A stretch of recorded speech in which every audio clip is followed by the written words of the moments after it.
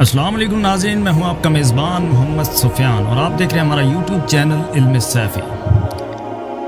ناظرین گرامی، جو لوگ سب سے پہلے امام مہدی پر ایمان لائیں گے یا جو گروہ سب سے پہلے امام مہدی کے پاس جائے گا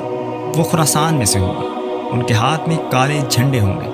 اور اس زمین پر اللہ کے سوا ان کو روکنے والا کوئی نہیں ہوگا۔ حضرت ابو ہریرہ رضی اللہ تعالیٰ عنہ سے روایت ہے کہ نبی کریم صلی اللہ علیہ وآلہ وسلم نے فرمایا، خراسان سے کالے جھنڈے نکلیں گے،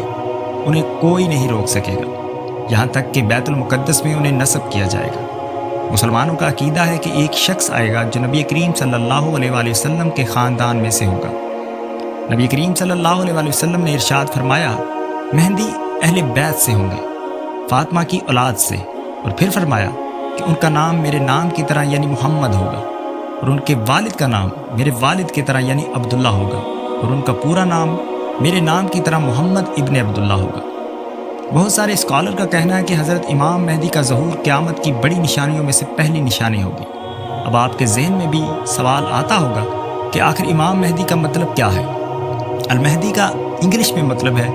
دا awaited one and the unwaited one,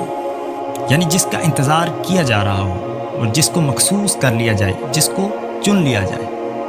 المہدی کا مطلب ہوا کہ ایک ایسے شخص کا انتظار جسے چن لیا گیا۔ حضرت علی رضی اللہ تعالیٰ عنہ سے روایت ہے کہ نبی کریم صلی اللہ علیہ وآلہ وسلم نے ارشاد فرمایا، اللہ رب العزت ان کو ایک ہی رات میں مسلمانوں کی امامت کے لیے تیار کریں گے، تو امام مہدی کو خود بھی نہیں پتا ہوگا کہ وہ امام مہدی ہے، اور نہ ہی ان کے اندر امام بننے کی قابلیت ہوگی، اور پھر ایک ہی رات کے اندر اللہ تعالیٰ ان کی رہنمائی فرمائے گا۔ امام مہدی نبی کریم صلی اللہ علیہ وآلہ وسلم کی طرح ہوں گے، شکل و صورت میں نہیں بلکہ اخلاق میں، اور اخلاق کے اندر بھی پوری طرح نبی کریم صلی اللہ علیہ وآلہ وسلم جیسے نہیں ہوں گے،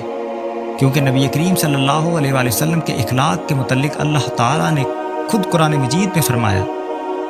آپ اے محمد صلی اللہ علیہ وآلہ وسلم اخلاق کے بڑے مرتبے پر ہیں۔ امام مہدی پوری دنیا پر حکومت کریں گے اور مسلمانوں کے امام ہوں گے، اور پوری دنیا کو انصاف اور ایمان سے بھر دیں گے۔ احادیث میں آتا ہے کہ ایک بادشاہ ایک جزیرے پر مر جائے گا، اور وہ جزیرہ عرب میں ہوگا، اور اس بادشاہ کے بیٹے یا اس بادشاہ کے 3 بیٹے آپس میں بادشاہت کے لیے ایک دوسرے سے لڑیں گے، اور اس لڑائی سے بچنے کے لیے مدینہ میں رہنے والا ایک آدمی جس کا نام محمد ابن عبداللہ ہوگا، مدینے سے خاموشی سے نکل کر مکے چلے جائے گا، یعنی وہ خود کو اس مسئلے سے بچانا چاہتے ہوں گے، اور نہ ہی وہ یہ چاہتے ہوں گے کہ لوگوں کو ان کے بارے میں پتہ چلے، لیکن پھر بھی مکے کے لوگ ان کو مقام ابراہیمی اور حجر اسود کے درمیان پہچان لیں گے، اور ان کے ہاتھ پر زبردستی بیعت کر لیں گے۔ جب یہ بیعت لینے کی خبر پوری دنیا میں آگ کی طرح پھیل جائے گی تو اس وقت شام سے ایک بہت بڑا لشکر حضرت امام مہدی پر حملہ کرنے کے لیے بھیجا جائے گا، اور جب وہ لشکر بیدہ پہنچے گا جو کہ مکہ اور مدینہ کے درمیان ایک جگہ کا نام ہے، تو وہ پورا لشکر وہاں زمین میں دھنس جائے گا، اور جب اس لشکر کے دھنسنے کی خبر پوری دنیا میں پھیلے گی تو شام کے ابدال اور عراق کے بہت سارے لوگ امام مہدی کے ہاتھ پر بیعت کرنے کے لیے مکہ آ جائیں گے۔ بنی قریش کا ایک بندہ جس کے چچا کا تعلق بنی کلب قبیلے سے ہوگا، وہ امام مہدی پر حملہ کرنے کے لیے ایک اور لشکر بھیجے گا، پھر اللہ کی مرضی سے یہ لشکر بھی جنگ ہار جائے گا، اور نبی کریم صلی اللہ علیہ وآلہ وسلم نے ارشاد فرمایا، بد نصیب ہے وہ شخص جس کو بنی کلب کے مال غنیمت سے حصہ نہ ملے، مطلب بد نصیب ہوگا وہ شخص جو امام مہدی کے ساتھ مل کر وہ جنگ نہیں لڑے گا۔ تو حدیث کے مطابق امام مہدی کو لوگ پہلی بار مکہ میں پہچانیں گے، لیکن مکے کے لوگوں کو یہ کیسے پتہ چلے گا کہ یہ شخص امام مہدی ہے؟ تو اس وقت لوگ امام مہدی کی پہچان نبی کریم صلی اللہ علیہ وآلہ وسلم کی بتائی ہوئی نشانیوں سے کریں گے۔ وہ نشانیاں کیا ہیں؟ چلے بتاتا ہوں۔ ان کی چوڑی پیشانی ہوگی، پتلی ناک ہوگی جو آگے سے تھوڑی سی اٹھی ہوگی، ان کا نام محمد ہوگا، اور ان کے والد کا نام عبداللہ ہوگا، وہ مدینے سے مکے کی طرف ہجرت کر کے آئے ہوں گے، اور یہ سب نشانیاں احادیث کی بکس میں موجود ہیں۔ خراسان سے نکلنے والا کالے جھنڈے والا لشکر حضرت امام مہدی کے لشکر سے میں جا ملے گا، اس کے بعد احادیث میں آتا ہے کہ اس وقت مسلمان عرب پر حملہ کریں گے اور اللہ مسلمانوں کو فتح نصیب فرمائے گا، اور پھر مسلمان پرشیا پر حملہ کریں گے اور اللہ تعالیٰ مسلمانوں کو فتح نصیب فرمائے گا، اور پھر مسلمان روم پر حملہ کریں گے اور اللہ تعالیٰ مسلمانوں کو فتح نصیب فرمائے گا، اور پھر مسلمان دجال پر حملہ کریں گے، اور پھر اللہ تعالیٰ حضرت عیسیٰ علیہ السلام کے ذریعے تمہاری مدد فرمائے گا اور فتح نصیب فرمائے گا۔ اب جب مسلمانوں کی لڑائی روم کے ساتھ ہوگی، اس میں مسلمانوں کی جنگ ایک بہت بڑے لشکر سے ہوگی۔ کافروں کے اس لشکر میں 80 مختلف قسم کے جھنڈے ہوں گے اور ہر جھنڈے کے نیچے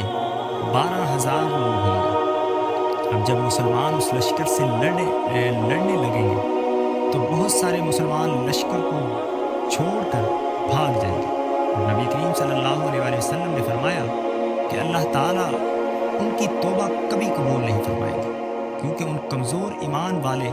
مسلمانوں کے بھاگنے سے باقی مسلمانوں کا جذبہ بھی کم ہو جائے گا، اور پھر جب جنگ شروع ہوگی تو مسلمانوں کی فوج کا 1/3 حصہ باقی رہ جائے گا، باقی سب مسلمان شہید ہو جائیں گے، اور جو باقی مسلمان بچ جائیں گے اللہ تعالیٰ انہیں فتح نصیب فرمائے گا۔ حدیث میں آتا ہے کہ ہر قبیلے کے 99 لوگوں میں سے ایک بندہ بچے گا، یعنی اگر مسلمانوں کے اس لشکر میں ایک قبیلہ ہے